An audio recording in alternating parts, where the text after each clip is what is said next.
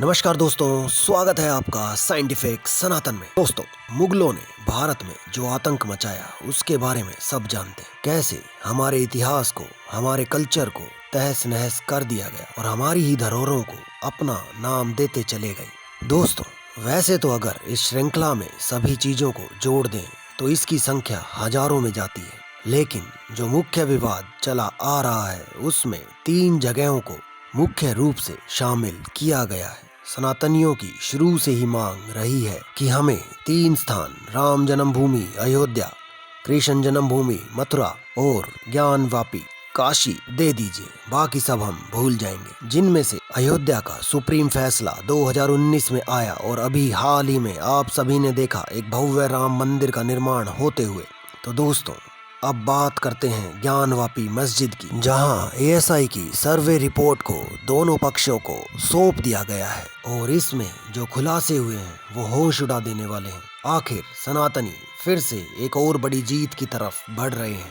आइए जानते हैं इन खुलासों के बारे में। श्री काशी विश्वनाथ मंदिर से सटे ज्ञानवापी परिसर की भारतीय पुरातत्व सर्वेक्षण यानी कि एएसआई की जो सर्वे रिपोर्ट है, जिसको कोर्ट से सर्वे करने के लिए मंजूरी मिली थी, उन्होंने अपनी रिपोर्ट तैयार कर ली है और इसकी नकल यानी कि इसकी कॉपी उन्होंने उन 5 लोगों को सौंप दी है जो इस मुकदमे से संबंधित है। दोनों पक्षों के 5 लोगों को यह रिपोर्ट सौंप दी गई है। मुकदमे से संबंधित पक्षकारों ने गुरुवार को अदालत में प्रार्थना पत्र दिया था। सर्वे रिपोर्ट की नकल मिलने के बाद हिंदू पक्ष के वकील विष्णु जैन ने एक होटल में प्रेस कॉन्फ्रेंस की, जिसमें दावा किया कि एएसआई रिपोर्ट में ऐसा कहा गया है कि वहां 32 ऐसी जगह प्रमाण मिले हैं जिससे हिंदू पक्ष का दावा मजबूत होता है। तो दोस्तों, आखिर ऐसा क्या था कि एएसआई की रिपोर्ट से हिंदू पक्ष के चेहरे पर खुशियों की लहर दौड़ पड़ी। एएसआई की सर्वे रिपोर्ट में कहा गया है कि वहां पर 32 ऐसी जगह हैं जो बता रहे हैं कि यहीं पर हिंदू मंदिर था। देवनागरी ग्रंथा, तेलुगु, कन्नड़ के इंस्क्रिप्शन यानी कि पुरालेख मिले हैं। अब बताइए, अब यह सोचने वाली बात है दोस्तों कि अरब देशों से आए हुए लुटेरे, अरब देशों से आए हुए मुगल आखिर अपनी मस्जिद के अंदर देवनागरी, तेलुगु, कन्नड़ के पुरालेख क्यों रखेंगे? उनकी भाषा या तो पारसी होनी चाहिए थी, या मंगोलियन होनी चाहिए थी, या फिर अरबी होनी चाहिए थी। लेकिन हैरानी वाली बात यह है कि इसमें से इन भाषाओं का कोई भी दस्तावेज वहां पर नहीं मिला है, और जो एक दस्तावेज अरबी भाषा का मिला भी है उससे केवल मस्जिद निर्माण के टाइम का पता चलता है। इसके अलावा जनार्दन, रुद्र और विश्वेश्वर के इंस्क्रिप्शन मिले हैं। रिपोर्ट में एक जगह महामुक्ति मंडप लिखा हुआ है। एएसआई कह रहा है कि यह बहुत महत्वपूर्ण बात है। एएसआई ने सर्वे के दौरान एक पत्थर पाया जो टूटा हुआ था। जदुनाथ सरकार की फाइंडिंग को सही पाया गया है। कमाल की बात यह है दोस्तों कि हमारे ही मंदिर को तोड़ा और मंदिर के टूटे हुए पिलरों से ही मस्जिद का वजूद खड़ा कर दिया।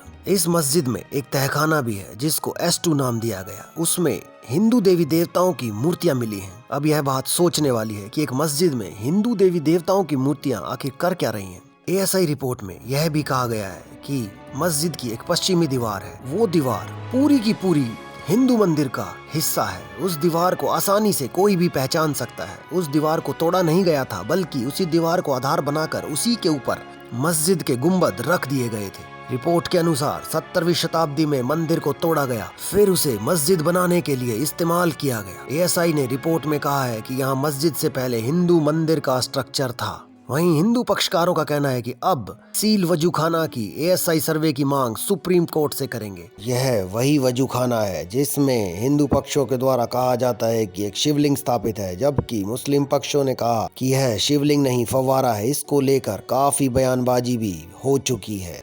तो दोस्तों, इस सर्वे रिपोर्ट में क्या क्या लिखा है? तो दोस्तों, इस सर्वे रिपोर्ट में क्या क्या बातें सामने आई है, संक्षेप में हम आपके लिए सभी बातों को लेकर आए हैं। एएसआई ने 839 पन्नों की रिपोर्ट तैयार की है जो बताती है कि मस्जिद से पहले वहां पर हिंदू मंदिर था। सर्वे में 32 ऐसी जगह प्रमाण मिले हैं जो बताते हैं कि वहां पहले हिंदू मंदिर था। एएसआई ने जदुनाथ सरकार के इस निष्कर्ष पर भरोसा जताया है कि 2 सितंबर 1669 को मंदिर ढा दिया गया था। देवनागरी ग्रंथा, तेलुगु, कन्नड़ में लिखे पुरालेख मिले हैं। जनार्दन, रुद्र और विश्वेश्वर के बारे में पुरालेख मिले हैं। एक जगह महामुक्ति मंडप लिखा है जो एएसआई के मुताबिक बहुत ही महत्वपूर्ण बात है। मंदिर ढहाए जाने के बाद उसके स्तंभों का इस्तेमाल मस्जिद बनाने में कर लिया गया। तहखाना S2 में हिंदू देवी देवताओं की मूर्तियां मिली हैं। ज्ञानवापी की पश्चिमी दीवार एक हिंदू मंदिर का हिस्सा थी, उसे आसानी से पहचाना जा सकता है। तहखाने में मिट्टी के अंदर दबी ऐसी आकृतियां मिली जो उकेरी हुई थी, जो कि सिर्फ हिंदू मंदिरों में ही पाई जाती हैं। एक कमरे में अरबी और फारसी में लिखे पुरालेख मिले हैं जो बताते हैं कि मस्जिद औरंगजेब के शासनकाल के 20वें वर्ष यानी 1667 से 1677 में बनी। सर्वे में जो पुरालेख मिले हैं उनमें 3 नामों का जिक्र प्रमुखता से है, जनार्दन, रुद्र, उमेश्वर। अब आप लोग इन नामों से अंदाजा लगा सकते हैं कि किसी मस्जिद के लिए तो ये नाम पुरालेख में रखे नहीं होंगे। इन नामों का महत्व तो सनातनी ही बता सकते हैं। हमारे शिव शंकर, हमारे भोले शंकर के साथ ही इन नामों को जोड़ा जाता है। तो दोस्तों, इस रिपोर्ट के बाद सनातनियों का हौसला बुलंद है।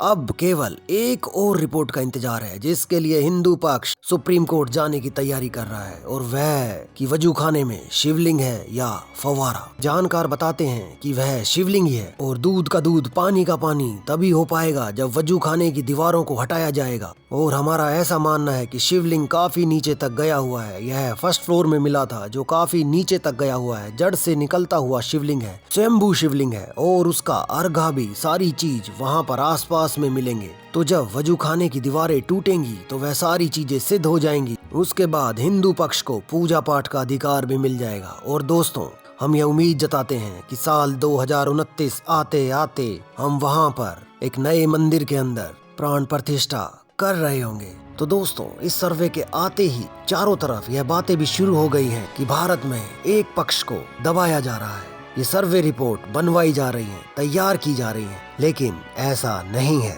सर्वे रिपोर्ट के अंदर वही चीजें आती हैं जो सबके सामने होती हैं, और दोनों पक्षों की बात कोर्ट द्वारा सुनी जाती है। हम भारतीय सनातनी प्रजातंत्र में विश्वास रखते हैं, और लोकतांत्रिक मूल्यों के हिसाब से ही हमने अपने अयोध्या मंदिर को वापस पाया है। ठीक उसी तरह अभी हम 2 लड़ाइयाँ और लड़ रहे हैं, और दोस्तों, इन लड़ाइयों का भी अंत जल्द ही होने वाला है। तो दोस्तों, कैसा लगा आपको आज का ये वीडियो? कमेंट सेक्शन में अपने विचारों को शेयर जरूर करें, और अगर वीडियो अच्छा लगा हो तो चैनल को लाइक, सब्सक्राइब और अपने दोस्तों के साथ शेयर करें।